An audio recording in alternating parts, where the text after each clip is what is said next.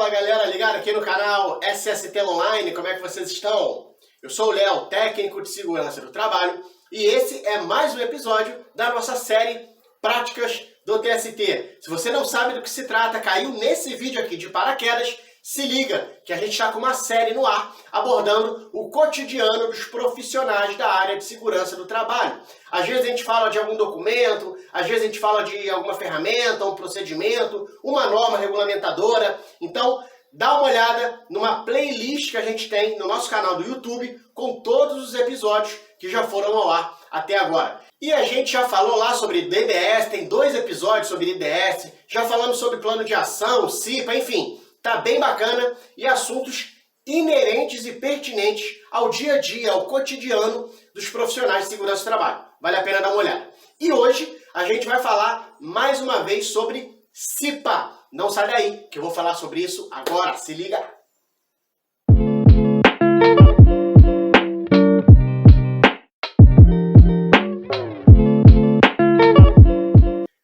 Hoje, mais uma vez, a gente vai falar sobre a CIPA. Afinal de contas, é um assunto que faz muito parte do cotidiano dos profissionais da área de segurança do trabalho, está inserido diretamente no dia a dia dos profissionais da área de segurança do trabalho, e a portaria 422 fez muitas alterações no texto da nova NR5. Então a gente tem bastante coisa para falar sobre a CIPA, mas a gente está começando a segmentar para poder falar de forma mais detalhada. E o objetivo hoje é falar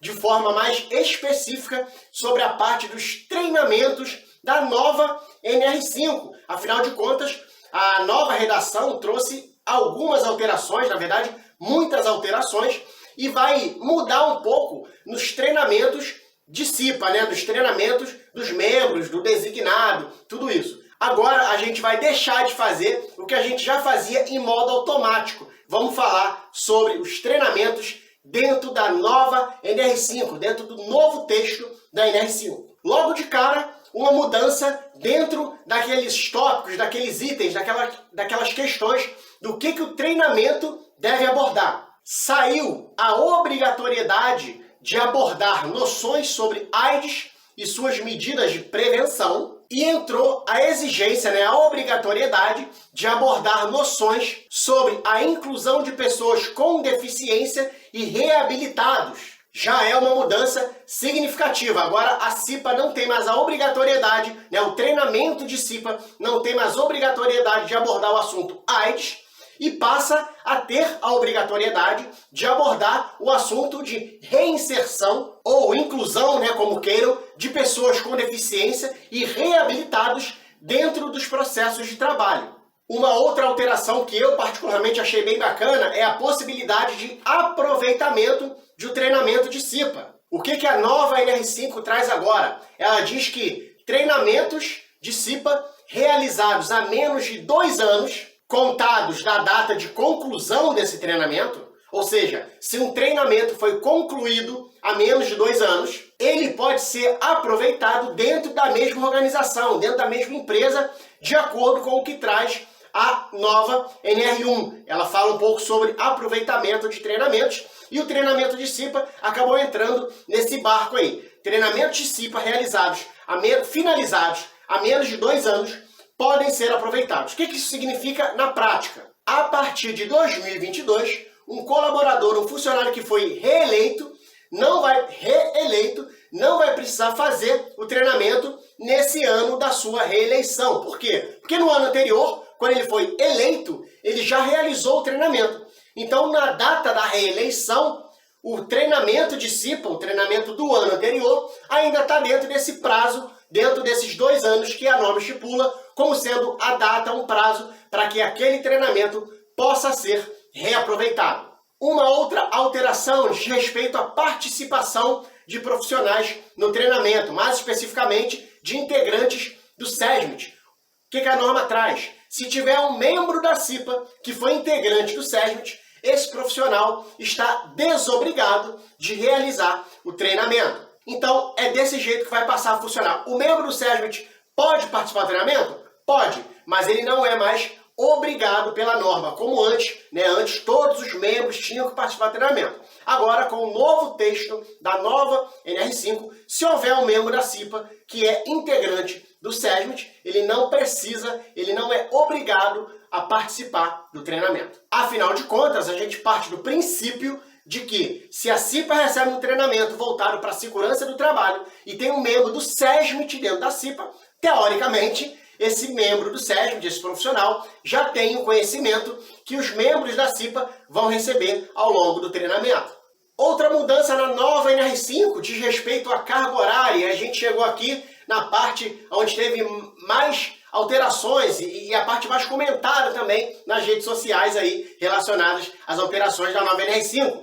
Antes, né, a antiga NR5 trazia a exigência de treinamento de 20 horas para todo mundo, para todas as CIPAs. Fosse um designado de uma empresa grau de risco 1, fosse uma CIPA formada por 80 colaboradores de uma empresa grau de risco 4. Todos eles deveriam receber um treinamento com carga horária estimada de 20 horas. E a nova NR5, ela traz uma flexibilização com relação a isso. Então, anteriormente, a gente tinha o que eu chamo de 20 horas para geral, né? 20 horas para qualquer CIPA, e agora a gente tem uma flexibilização e essa carga horária vai variar de acordo com o grau de risco da empresa. Vamos dar uma olhadinha para a gente ver como que ficou isso. A nova norma, o novo texto, ele traz a carga horária exigida pela norma e a carga horária que a norma permite que seja feita através da modalidade EAD, o ensino à distância, certo? Tanto o ensino à distância quanto a modalidade híbrida, que é o que a gente chama de semipresencial também, ou seja, parte presencial e parte à distância, estão contempladas na nova NR5. Estabelecimentos com grau de risco 1.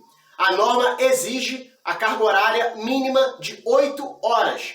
Beleza? Então as empresas que formam CIPA e tem grau de risco 1, grau de risco lá da NR4, tá, pessoal? Vai olhar o KNAI, olhar a NR4 e vai trazer para a NR5 para verificar a carga horária dessa graduação de risco. Empresas grau de risco 1 são obrigatoriamente exigidas a cumprirem pelo menos 8 horas de treinamento de CIPA. Ainda de acordo com a norma, essas 8 horas podem ser realizadas presencialmente, semipresencialmente e na modalidade EAD, 100% EAD, lembrando que para treinamentos EAD deve-se respeitar, deve-se cumprir as exigências da nova NR1. O anexo 2 da nova NR1 traz requisitos e diretrizes mínimos para que a empresa utilize a modalidade EAD e semipresencial. Então a nova NR5 possibilita que as 8 horas de treinamento de CIPA das empresas de grau de risco 1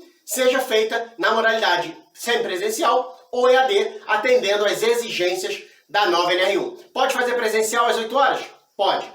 Estabelecimentos grau de risco 2, empresas que possuem CIPA e são enquadradas como grau de risco 2 pela NR4.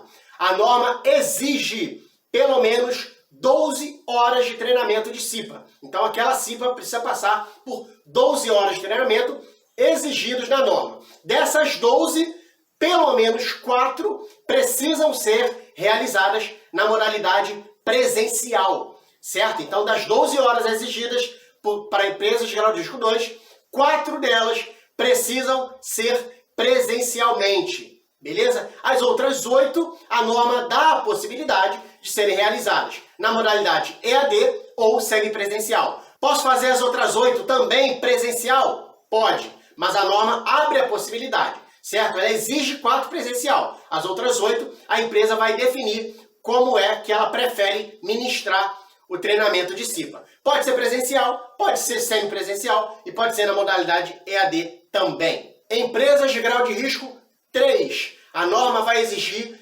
16 horas de treinamento de CIPA. Então, as empresas de grau de risco 3 que formem CIPA precisam ministrar obrigatoriamente pelo menos 16 horas de treinamento. E aí vem aquelas possibilidades. Dessas 16, pelo menos 8 horas precisam ser realizadas na modalidade presencial. Beleza? As outras 8 horas, a norma abre a possibilidade da gente fazer semipresencial ou EAD. Obviamente que pode fazer às 16 horas presencial, mas obrigatoriamente são 8 presenciais e as outras 8 a empresa define como que vai querer fazer com seus colaboradores. Empresas de grau de risco 4. A nova NR5 exige obrigatoriamente pelo menos 20 horas de treinamento. É a carga horária exigida pela norma. Dessas 20, pelo menos 8 horas precisam ser presenciais, certo? As outras 12, a empresa pode optar entre o semipresencial, entre o EAD e complementar com o presencial também. Por último, e não menos importante, a gente tem o designado de CIPA, certo? Para o designado de CIPA, a norma abre a possibilidade de que todo o treinamento seja realizado na modalidade EAD ou semipresencial. Pode fazer presencial? Obviamente que pode. A questão do EAD e do semipresencial é uma possibilidade que a norma abre, certo? Sempre pode ser presencial. O presencial sempre vai ser permitido, né? Mas a norma abre possibilidades para o EAD e para o semipresencial. E o designado de CIPA, especificamente, ele pode realizar todo o seu treinamento, toda a carga horária na modalidade semipresencial ou EAD 100%. E aí, o que você achou das alterações da nova NR5 relacionadas ao treinamento de CIPA? Achou que ficou bom? Achou que ficou mais ou menos? Tem alguma crítica, alguma sugestão, algo que poderia ser diferente? Deixa nos comentários que a gente se vira nos 30 daqui para responder, caso seja uma dúvida também. E se você quiser sugerir algum vídeo, algum tema para a gente abordar aqui na nossa série Práticas de TST, deixa também nos comentários que a gente está dando uma olhada com carinho em todas as sugestões e alguns vídeos aqui da série já foram elaborados, já foram gravados com base em sugestões que vocês deram. Eu vejo vocês no próximo vídeo. Um grande abraço a todos e falou!